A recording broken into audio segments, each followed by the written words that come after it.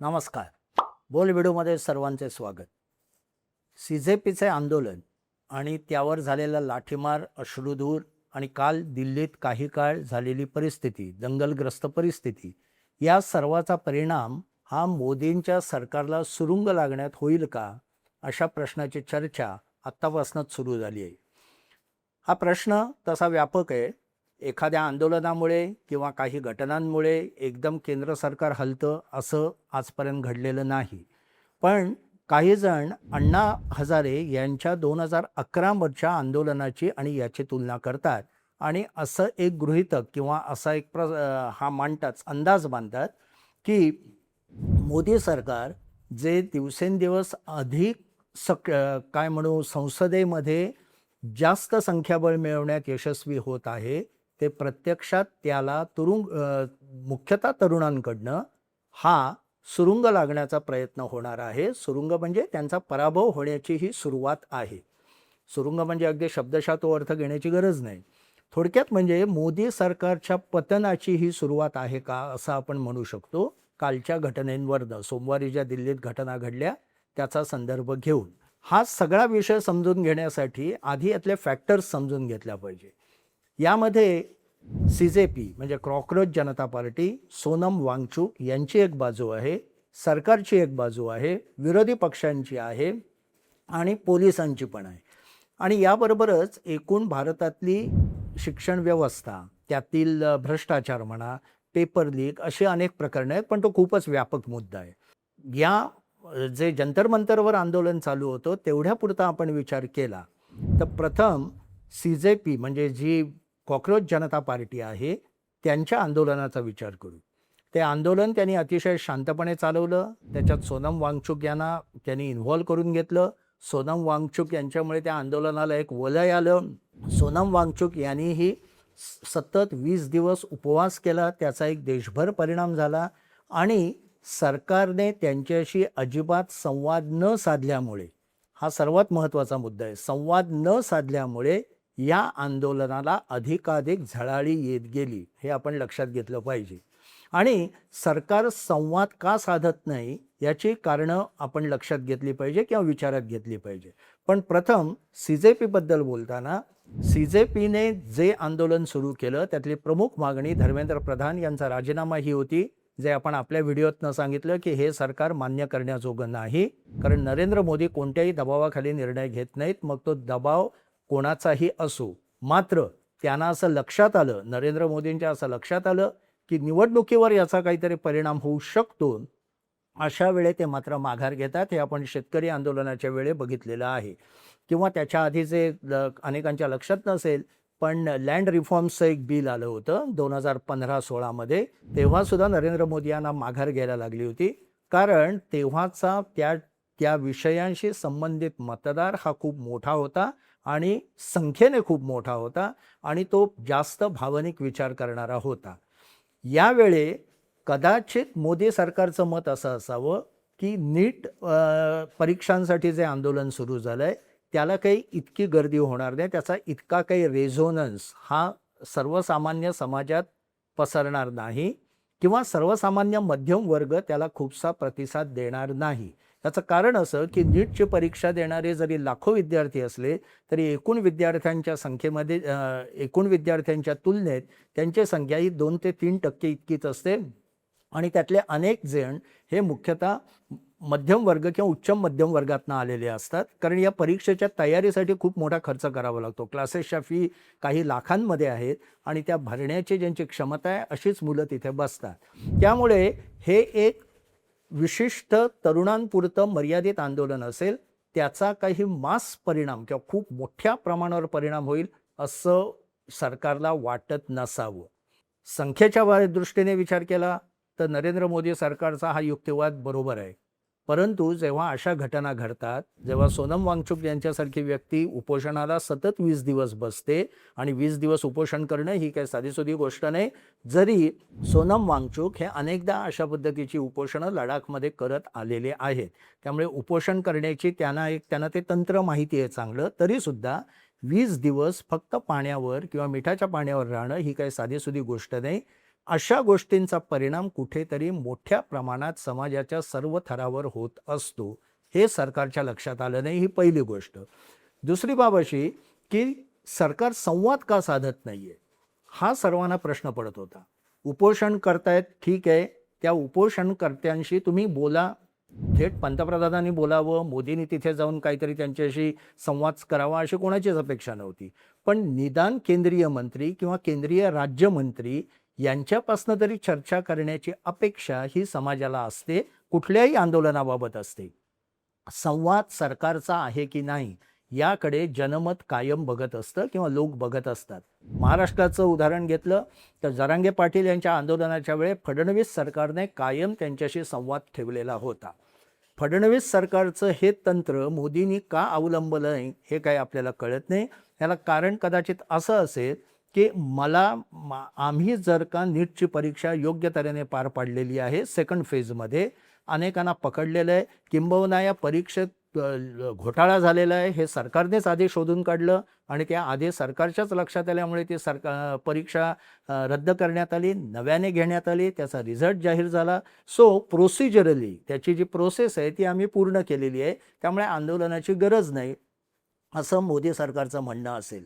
दुसरा भाग असा की सोनम वांगचुक यांच्याबद्दलही मोदी सरकारला काही आक्षेप असण्याची शक्यता आहे, कारण लडाखमध्ये त्यांनी केलेली आंदोलनं, मध्यंतरी त्यांना सरकारने तुरुंगातही टाकलं होतं, नंतर अचानक सोडून दिलं.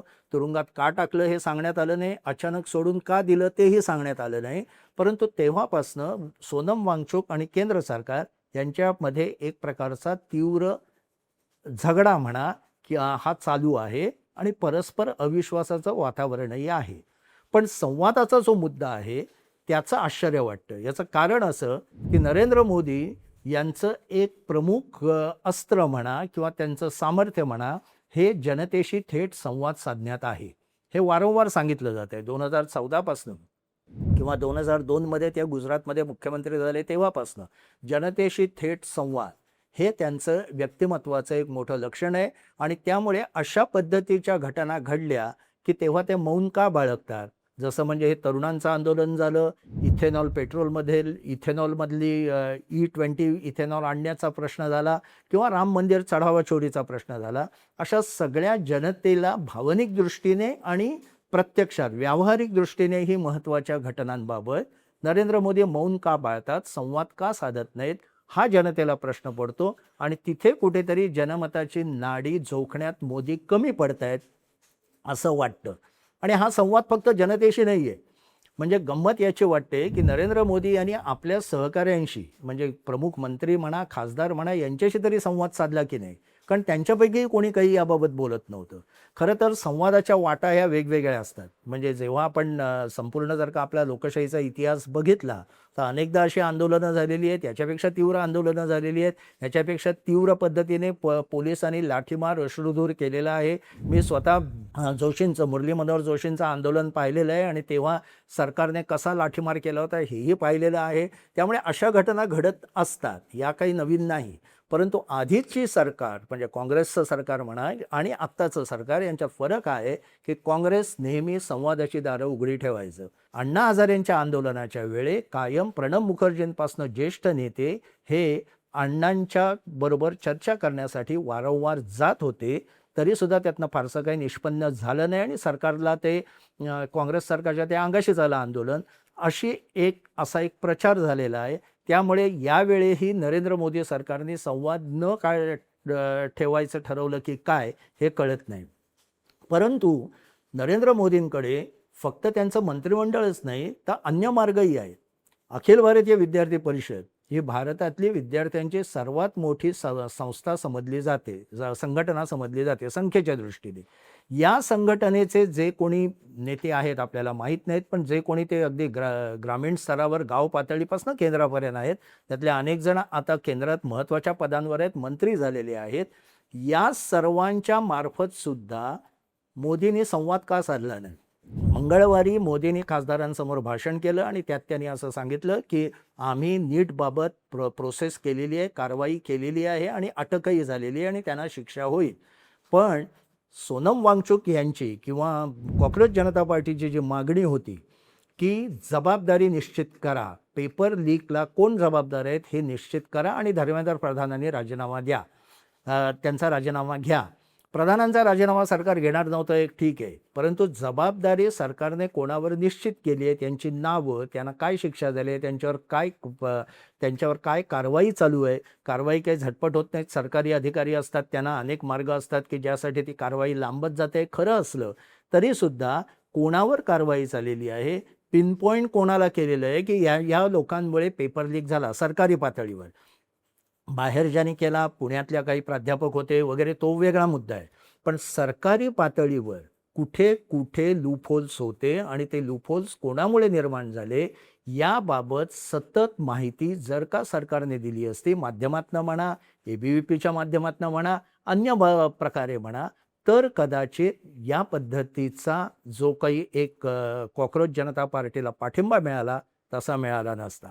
दुसरा भाग संवादाचा हा एक भाग झाला जो मोदी करण्यात कमी पडले. मोदींच्या बाबत दुसरं एक असं वाटतं की त्यांची इच्छा अशी आहे, जी त्यांच्या सोमवार मंगळवारच्या भाषणांवरनं दिसते, की भारतातले आणखी काही तरुण अत्यंत वेगळ्या प्रकारे आणि खूप प्रॉडक्टिव्ह काम करत आहेत. ज्यानं त्यांनी स्काय रूटचं पहिलं उदाहरण दिलं की भारतात खाजगी क्षेत्रात पहिलं रॉकेट उडवण्यात आलं आणि पहिल्याच प्रयत्नात स्कायरूट या कंपनीने पृथ्वीभोवतीच्या कक्षेत आपलं पेलोड व्यवस्थित नेऊन बसवलं. ही फार मोठी कामगिरी आहे, हे अमान्य करताच येत नाही. म्हणजे एलॉन मस्क सारख्या माणसाला सुद्धा जे अनेक वर्ष काम करायला लागलं ते पहिल्या प्रयत्नात स्कायरूटने केलं आणि यातनं फार मोठं एक परकीय चलनाचं द्वार उघडवणार आहे. डिफेन्समध्ये खूप आपल्याला फायदा होणार आहे. त्याचे अनेक पॉझिटिव्ह गोष्टी आहेत. ही कंपनी पूर्णतः तरुणांची आहे. त्यांचं सरासरी वय फक्त 28 आहे. त्यात कंपनीत काम करणारे जे 1000च्या वर तरुण आहेत त्यांचं वय 28 आहे. याशिवाय जे हायड्रोजन ट्रेन चालवण्यात आली त्याची निर्मितीमध्ये जे सगळे इन्व्हॉल्व होते ते पण तरुण आहेत. आणि अशा अनेक गोष्टी आहेत ज्या मोदींनी त्यांच्या काही भाषणात उल्लेख न केलेल्याही अनेक गोष्टी आहेत. क्वांटममध्ये आपण काही काम केलेलं आहे, डिफेन्स सेक्टरमध्ये केलेलं आहे. या सर्व ठिकाणी हे जे व्यावसायिक वेगळा विचार करणारे तरुण आहेत, ती कॉन्स्टिट्युएन्सी भारतीय जनता पक्षाची आपली स्वतःची आहे असं मोदी मानतात आणि म्हणून त्यांच्या दृष्टीने त्यांच्याकडे आपण जास्त लक्ष दिलं पाहिजे.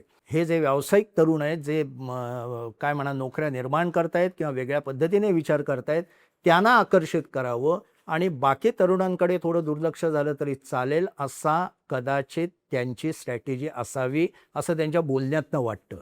नक्की आपल्याला माहीत नाही, कारण हे जे व्यावसायिक तरुण आहेत ते देशासाठी खूप मोठी कामगिरी करत असले आणि देशाला श्रीमंत करण्यातही त्यांचा वाटा महत्त्वाचा ठरणार असला, म्हणजे ज्याला स्टार्टअप जनरेशन आपण म्हणू, तरीसुद्धा निवडणुकीच्या राजकारणात त्यांची संख्या ही मर्यादित आहे, हेही लक्षात ठेवलं पाहिजे.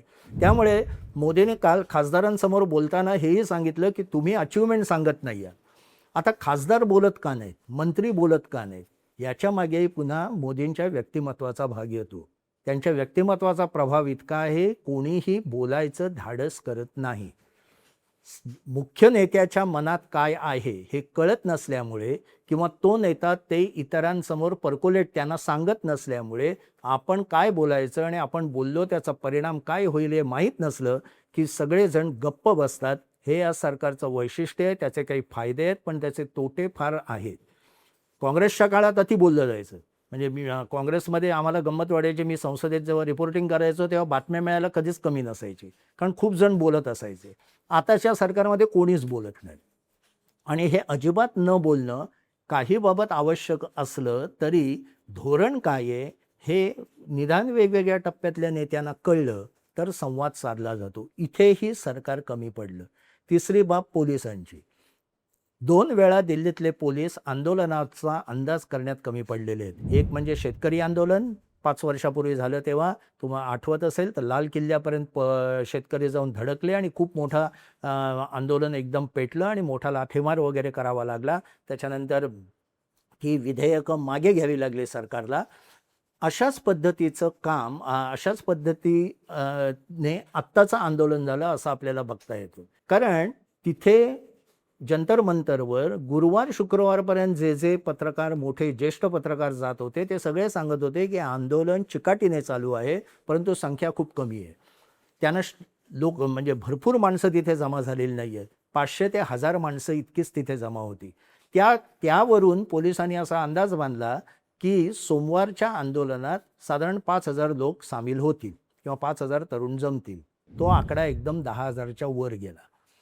हा अंदाज पोलिसांना का आला नाही? जसं शेतकरी आंदोलनाच्या वेळी पोलिसांचं इंटेलिजन्स फेल गेलं, तसंच यावेळीही ते चुकले. हे मान्य सरकारला करावं लागेल. आणि ही केंद्रीय गृहमंत्रालयाची चूक आहे की जेव्हा दिल्लीमध्ये आपचं एक स्वतःचं मोठं नेटवर्क आहे, कारण आप जरी पराभूत झाले असला तरी आपचं दिल्लीत एक स्थान आहे, मोठं स्थान आहे. पंजाबमध्ये त्यांची सत्ता आहे. त्यामुळे सीमेवरच्या राज्यातनं किंवा दिल्लीतनं मोठ्या प्रमाणात तरुण जमा करणं हे आपलं शक्य आहे. हे लक्षात घेऊन पोलिसांनी तजवीज का केली नाही हे कळायला मार्ग नाही. कारण तिथे जे फ्रंट रनर ज्याला म्हणतो आपण, पुढे होते आंदोलनात, त्याच्यात आपचेच खासदार आणि आमदार होते, अन्य कोणत्या पक्षाचे नव्हते. नंतर समाजवादी पार्टीच्या अखिलेश यादव यांच्या पत्नी तिथे गेल्या आणि त्यांनी एक त्यांच्याबरोबर छोटासा मोर्चा काढला.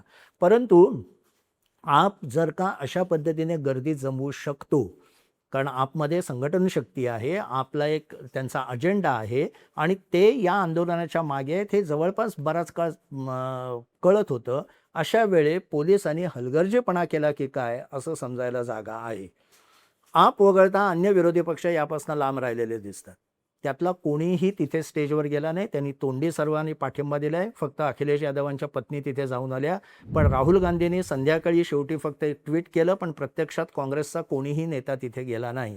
कारण काँग्रेस किंवा विरोधी पक्ष, विशेषतः काँग्रेस, यांच्यासमोर आता प्रश्न असा आहे की नीट आंदोलनाचा इशू किंवा नीट परीक्षेचा इशू हा आपण आधी हाती घ्यावा का राम मंदिराचा चढावा चोरीचा विषय घ्यावा? काँग्रेसला असं वाटतंय की राम मंदिराचा विषय हा देशभर जाणारा आहे आणि त्यावरनं व्यथित झालेली माणसं, मतदार हे खूप मोठ्या प्रमाणात आहेत नीटच्या तुलनेत, नीट परीक्षेच्या तुलनेत. त्यामुळे राम मंदिराच्या इशूवर आपण जास्त भर द्यावा, त्या विषयावरनं सरकारला कोंडीत पकडावं, याकडे काँग्रेसचं जास्त लक्ष दिसतं आहे. काल सोमवारी अखिलेश यादव आणि राहुल गांधी यांची जवळजवळ तास दीड तास चर्चा झाली. ती मुख्यतः याच विषयावर झाली असावी असं समजायला जागा आहे. कारण विरोधी पक्षांना आंदोलनातनं सरकारची होणारी नाचक्की हवी आहे, पण त्याचा थेट फायदा आंदोलनकर्त्यांना मिळू नये, तो आपल्याला मिळावा अशी त्यांची स्ट्रॅटेजी आहे. दुसऱ्या बाजूला कॉक्रोच जनता पार्टीसारख्या त्यांना राजकीय पक्षांची ताकद हवी आहे, संख्याबळ हवं आहे, मात्र त्यांना त्या संख्याबळावर स्वतःचं स्थान उंच करायचं आहे. या पेचात विरोधी पक्ष आणि CJP सापडलेले आहेत आणि त्याचं उत्तर काय आहे ते आपल्याला पुढे कळेल. पण शेवटचा जो मुद्दा महत्त्वाचा येतो की समजा उद्या संवादाला सुरुवात झाली, जसं म्हटलेलं आहे, आजच हे JP नड्डा यांचं वक्तव्य प्रसिद्ध झालं आहे की डायलॉग हा नेहमी चांगला असतो, डायलॉगमधनं अनेक गोष्टी सुटतात. हे खरं तर आधीच 15 दिवसापूर्वी कळायला हवं होतं. पण निदान आता संवाद सुरू झाला असला तरी तो संवाद किंवा होणार असला, झालेला नाही आहे, होणार असला तरी तो कशाच्या मुद्द्यावर होणार? इथे मला वाटतं अनेक जण अण्णा आंदोलन आणि आत्ताचं आंदोलन यात फरक करत नाहीत आणि तो फरक केला पाहिजे. अण्णा हजारेंकडे एक अजेंडा स्पेसिफिक होता आणि तो त्यांनी महाराष्ट्रापासनं काही वर्ष चालवत नेलेला होता, तो म्हणजे लोकपाल बिल. या आंदोलनाबद्दल याची तुलना करताना काही लोकांनी असं म्हटलं आहे की अण्णांचं आंदोलन हे निर्गुण होतं आणि यांचं सगुण होतं, कारण म्हणजे CJPचं सगुण होतं, कारण त्याच्यात धर्मेंद्र प्रधान यांचा राजीनामा ही स्पष्ट मागणी आहे. अण्णांच्या याला तशी नव्हती, ती चुकीचं आहे. अण्णांच्या ह्याला धोरणात्मक आधार होता की लोकपाल विधेयकाचं धोरण, एक विधेयक आणा आणि त्याची एक संस्था बनवा, म्हणजे सरकारवर वचक ठेवणारी लोकपाल ही एक संस्था असावी, असं अण्णांचं आंदोलन, यासाठी अण्णांचं आंदोलन होतं आणि त्याची तयारी ते गेले काही वर्ष करत होते. त्यांच्यासमोर फिक्स अजेंडा होता, त्यांच्याबरोबर प्रशांत भूषणसारखे कसलेले वकील होते आणि त्यामुळे ते उत्तम तऱ्हेने सरकारशी वादविवाद करू शकत होते किंवा सरकारला पेचात पकडू शकत होते. CJP समोर असं नाही. त्यांनी 3च मागण्या ठेवल्यात की धर्मेंद्र प्रधान यांचा राजीनामा घ्या, ती काही होणं शक्य नाही. त्यांनी दुसरं असं म्हटलंय, सोनम वांगचुक यांना परत जंतर मंतरमध्ये आणा, ते कदाचित सरकार मान्य करू शकेल, पण ते आता कोर्टात प्रकरण गेलेलं आहे. आणि तिसरं त्यांनी असा एक हा केलेला आहे की सर्व जी मुलं, ज्या मुलांनी आत्महत्या केली नीटची परीक्षा पुढे ढकलल्यामुळे, त्यांना 1-1 कोटी रुपयाचं सरकारने त्यांना 1-1 कोटी रुपयाची मदत करावी. ही मागणी मान्य होईल असं नाही, पण काही प्रमाणात आर्थिक मदत केली जाऊ शकते. मुख्य मुद्दा असा की ज्या एज्युकेशन रिफॉर्म, शिक्षण क्षेत्राची पुनर्रचना याबद्दल सोनम वांगचुक बोलत आहेत, त्याचे मुद्दे काय, त्यातले पॉईंट कुठले, कुठल्या पॉईंटवर सरकार चुकत आहे आणि कुठले पॉईंट नव्या शिक्षण धोरणात आणायला हवे, याबद्दल काहीही बोललं जात नाही. त्यामुळे संवाद कसा होणार, संवादासाठी एक अजेंडा लागतो, एक पुढचा मार्ग लागतो. काही गोष्टी तडजोडीने सोडवायच्या असतात. अनेक जण अशा आंदोलनांच्या वेळी महात्मा गांधींचं नाव घेतात, परंतु महात्मा गांधींचा प्रत्येक सत्याग्रह याचं एक शास्त्र होतं आणि ते महात्मा गांधींनी अतिशय उत्तम तऱ्हेने घटवलेलं होतं. त्यामुळे त्याच्यात तडजोडीलाही जागा असे, आक्रमकपणालाही जागा असे आणि मुख्य म्हणजे अजेंडा फिक्स असे.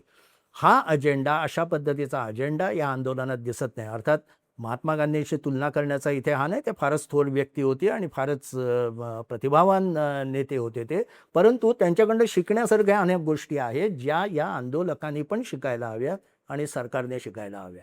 म्हणून हे आंदोलन पसरत जाईल का, तर हे पसरत गेलं, मध्यमवर्ग नाराज होत गेला, तर सरकारचा पडता काळ सुरू होईल असं आत्ता वाटतंय. परंतु हे आंदोलन जर का पसरलं नाही, सरकारने खरोखरच चांगल्या स्टेप्स उचलल्या आणि मध्यम वर्गाचा परत विश्वास मान्य केला, कारण भारतीय जनता पक्षाचा जो कडवा मतदार आहे तो काय अद्याप हललेला नाही आहे. अशा आंदोलनांचा परिणाम होतो तो ज्याला फ्लोटिंग वोटर्स म्हणतात त्यांच्यावर, म्हणजे जे गेल्या काळात भाजपबरोबर आले होते परंतु ते भाजपचे निष्ठावान मतदार नाहीत, अशा मतदारांना आपल्याकडे वळवण्यासाठी या अशा पद्धतीच्या आंदोलनाचा उपयोग करून विरोधी पक्ष नेहमी उपयोग करून घेत असतात. जे पूर्वी भारतीय जनता पक्षाने केलेलं आहे तेच आता काँग्रेस आणि अन्य पक्ष करत आहेत. परंतु मुख्य मतदार सुद्धा भाजपचा नाराज होत चाललेला आहे, हे कुठेतरी जाणवत आहे. आणि तो जर का नाराज होत गेला तर मात्र हे आंदोलन किंवा यानंतर होणारी अशा पद्धतीची आंदोलनं, यातनं सरकारचा पडता काळ सुरू होऊ शकतो.